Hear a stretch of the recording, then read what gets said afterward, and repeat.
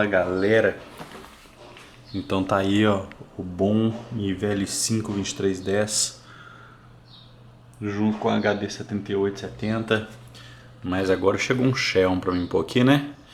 Então antes de eu abrir o pacote e pôr o Xeon, nós vamos fazer uma pequena comparação, tá aqui ó, i5-2310, Xeon E3-1270, que equivale ao i7-2600. Aqui você pode ver a diferença, ó. Quando você fazendo um teste de memória, pau a pau, sem brincadeira. Quando você está usando um núcleo só, o Xeon/i7 é 20% melhor. Isso porque o clock, né? Esse i5 é um 2.9 e esse Xeon é 3.4 de base. Quando você está usando dois núcleos, mais ou menos a mesma média. 4 núcleos, mais ou menos a mesma média. Só que como ele tem HT, na hora que você pega 8 núcleos, olha, ele é 55% melhor. Vão ser realizados testes em 3 jogos. No Half-Life 2 Episódio 2, que é um jogo que monta muito em cima do CPU e pouco em cima da GPU.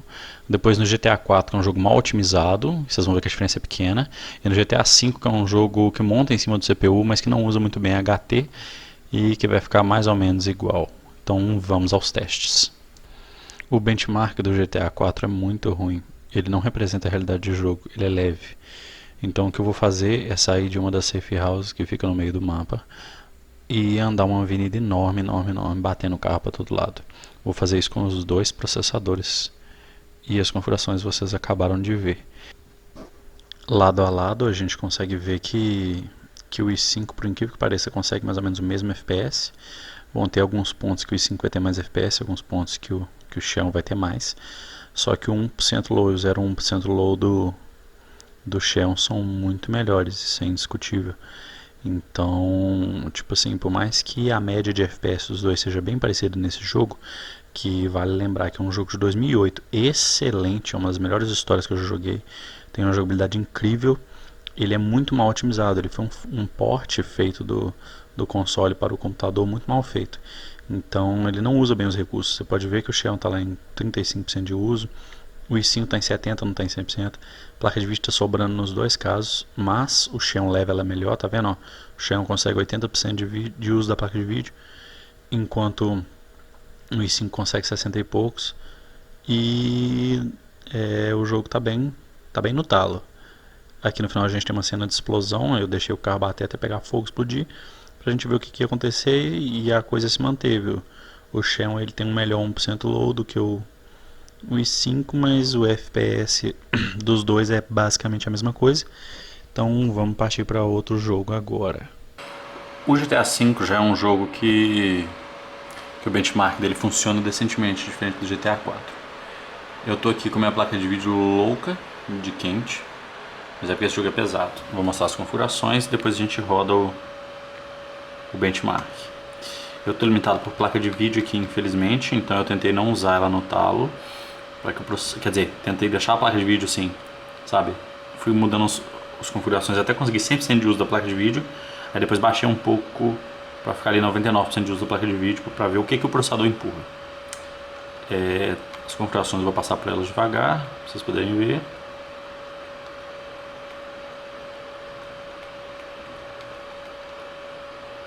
E vou rodar o benchmark. Eu começo pedindo desculpas por ter esquecido de ligar o 1% low e o menos 1% e o 0,1% low no Xeon, mas observando só o FPS como está em tempo real, dá para vocês entenderem mais ou menos a ideia. A primeira coisa que eu notei é uma coisa que alguns YouTubers americanos e de outros canais estrangeiros falam, gringos falam. O GTA V ele não gosta de HT, ele não gosta de hyperthreading. Você pode ver isso porque as telas de loading são mais rápidas no i5 do que no Xeon, muito engraçado. E o FPS fica mais ou menos a mesma coisa, então um comportamento bem parecido com o do GTA 4. Mas mesmo assim, o 1% low e o 0,1% low eles são melhores no Xeon. Eu vou ligar ele lá pra frente, eu lembro o meio de ligar eles, vocês vão observar que eles acabam sendo melhores. Sobre a questão de uso da placa de vídeo, a gente consegue ver que o Xeon empurra mais o uso dela, mas isso é de se esperar. Você vê que ela fica ali em 62% tal, no máximo no i5. Ela chega em... Mentira, me engano. Depende muito da cena, mas a cena mais pesada desse benchmark é a última cena. Vocês vão ver que a placa de vídeo fica bem próxima do maior quantidade de uso. E o Xeon fica bem mais folgado, mas é porque ele tem mais cache, ele tem mais threading. Vocês conseguem ver aqui, tipo assim, o limitador é a placa de vídeo, era isso que eu queria dizer, me desculpe por estar embolando. E que o Xeon está com menor uso. O i5 está relativamente folgado, porque minha placa de vídeo está sendo um limitador aqui, mas mesmo ela sendo um limitador, por isso que o FPS foi bem merecido, mesmo ela sendo um limitador, a gente vai ver que quando eu ligar o 1% low e o 0,1% low, o Xeon vai estar melhor nisso. Eu acho isso a coisa mais importante de um jogo, é ficar estável, porque você está rodando ele com 65 no i5, mas dá umas quedas brutas de 22 de vez em quando, que é o famoso stuttering, uma travadinha, tipo assim, o jogo está rodando liso, aí do nada dá uma travada, engasgada e depois vai. Nesse Xeon isso é bem mais raro. Acontece um pouco, mas é bem mais raro. Então, agora a cena, eu vou ligar daqui a pouco o contador.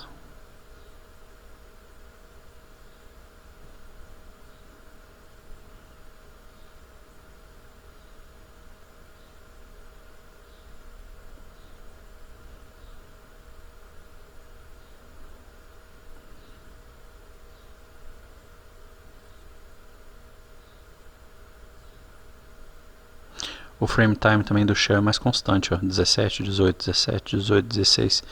Raramente chega em 20. E o FPS não cai para menos de 30, tá vendo? Essa diferença para mim é muito importante. Muito importante mesmo. Então, acabando os benchmarks aqui, bora testar o nosso último jogo, Half-Life Episódio 2. Agora o jogo que sentiu a maior diferença, Half-Life 2 Episódio 2. Tanto o Half-Life 2 Episódio 2 quanto o CSGO usam a mesma engine. A do CSGO tá bem mexida, né? Ela tá cheia de o que a gente chama de bloatware, cheia de porcaria. Essa é mais limpa, essa é mais leve, mas é a mesma engine. O gráfico tá no talo, porque esse jogo é de 2006, mas mesmo assim ele consegue forçar bem a placa de vídeo, vocês conseguem ver. Mas o processador tá relaxado. Mas olha a diferença de frame. O Xeon entrega acima de 200 quase que o tempo inteiro. E quase perto de 300. Já o i5 fica ali nas casas 190, 180, 200 e pouco. Mas agora o que mais me surpreende é o 1% low e 0,1% low. O i5 chega em 30 de 0,1% low. O Xeon nunca cai para baixo de 100. Se eu não me engano, na cena da explosão do portal que vai acontecer daqui a pouco, ele cai para 90, mas mesmo assim. E então a experiência com o Xeon é muito mais estável mesmo. Isso mostra uma coisa interessante desse jogo. Por mais que ele seja antigo, a explosão do portal. Por mais que ele seja antigo, ele é um jogo que quando ele está no médio ou no baixo, ele roda em qualquer batata. Mas quando ele está no ultra, igual ele está agora, ele exige mais. E o grande problema que todo jogador de CS reclama, que essa engine o contador temporal dela é meio vacalhado. Então quando você tem muito FPS igual o Xeon tem, as coisas andam mais rápido, olha que legal. O Xeon já acabou a cena que eu gravei e os 5 ainda não. Muito doido. 2 minutos rodando e a gente conseguiu a pontuação de 16.720 MIPS. Vamos ver com o Xeon. Aqui foi onde aconteceu a melhor melhora. Incrível.